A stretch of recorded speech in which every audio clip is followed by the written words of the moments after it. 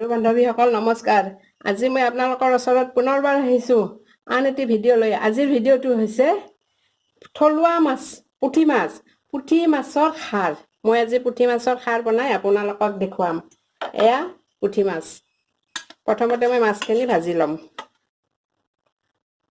এয়া মই বহাই দিছোঁ।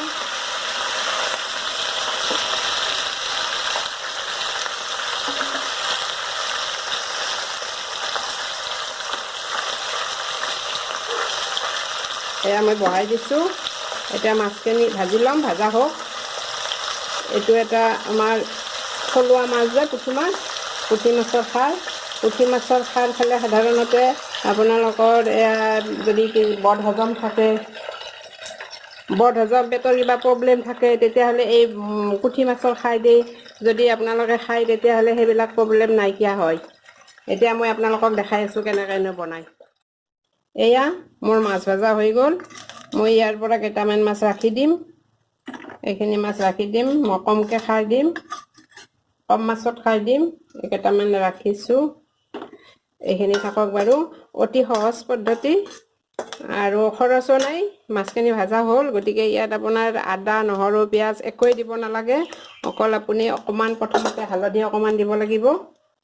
এয়া হালধি কিন্তু একদম নামমাত্ৰ দিব লাগিব দেই, কাৰণ খাৰত যেতিয়া হালধি পৰে ৰংটো সাধাৰণতে ৰঙা হয়। আৰু এই যে দেখিছে বাতিত এই খাৰখিনি, এইখিনি হৈছে মোৰ সেয়া আঠিয়া কলৰ গছৰ পৰা উলিওৱা, মানে গছডাল কাটি শুকাই পেলাই পুৰি পেলাই কৰা খাৰ। এই খাৰটোৰ চুক খুব বেছি, সেইকাৰণে মই খাৰ কম দিম, মাত্ৰ 1 চামুচে দিম আৰু অকণমান দিছোঁ। এয়া দেখিছেনে কি সুন্দৰ ৰং এটা আহিছে। এতিয়া মই পানী দিম।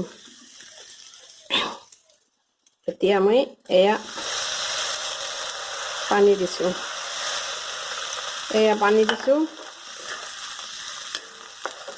সুন্দৰ ৰং এটা আহি গৈছে।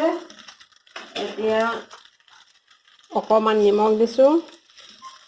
নিমখ দিছোঁ।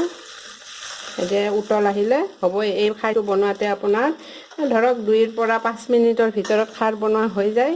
আৰু এইটো এটা মানে স্বাস্থ্যসন্মত খাৰটো।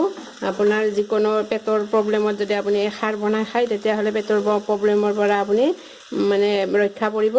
তাৰোপৰি এইটো হৈছে আমাৰ থলুৱা বস্তু। আমাৰ দেখোন নাম এটা আছে খাৰ খোৱা অসমীয়া বুলি। গতিকে আপোনালোকে এনেকুৱাকৈ খাৰ বনাবলৈ চেষ্টা কৰকচোন। চাওকচোন কি ধুনীয়াকৈ উতল আহিছে, কি সুন্দৰ উতল। এই উতলটোক কি বুলি কয় জানে না? নিচলা ফুট মানে হ'লেই আৰু। চাওকচোন কি সুন্দৰ কালাৰ, দেখিলে খাং লগা হৈছে। হ'লেই চাওক, মই অকণমান ৰাখি দিছোঁ বাৰু। কি সুন্দৰ।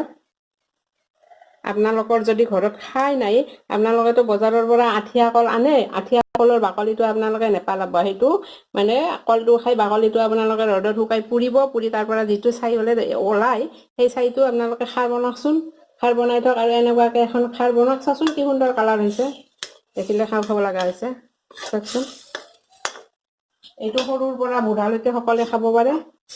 এয়া খাৰ হৈয়ে গ'ল। মাছো সিজিছে, খাৰো হৈছে, চব হৈ গ'ল। এয়া হৈ গ'ল। মই গেছটো নমাই দিছোঁ। এয়া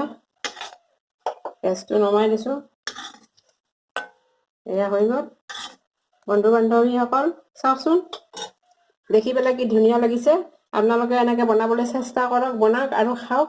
আৰু যদি ভাল লাগে তেতিয়াহ'লে আপোনালোকে লাইক কৰিব, কমেণ্ট কৰিব আৰু ছাবস্ক্ৰাইব কৰিবলৈ নাপাহৰিব। ধন্যবাদ।